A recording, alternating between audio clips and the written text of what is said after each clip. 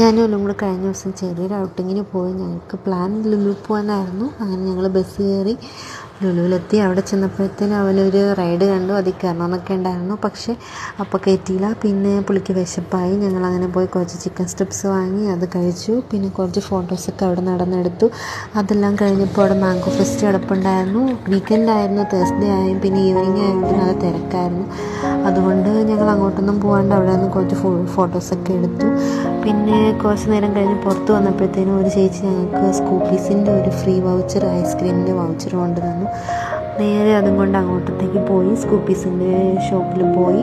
അവന് strawberry flavour ആയിരുന്നു ഇഷ്ടം. അവരതിൻ്റെ തന്നെ ഒരു ഐസ്ക്രീം കൊടുത്തു. അതൊക്കെ കഴിച്ചിട്ട് അങ്ങനെ ഇരുന്നപ്പോഴത്തേനും ഹസ്ബൻഡ് വന്നു. പിന്നെ അവൻ്റെ റൈഡിലൊക്കെ കയറ്റി. ആക്ച്വലി നല്ല റൈഡായിരുന്നു.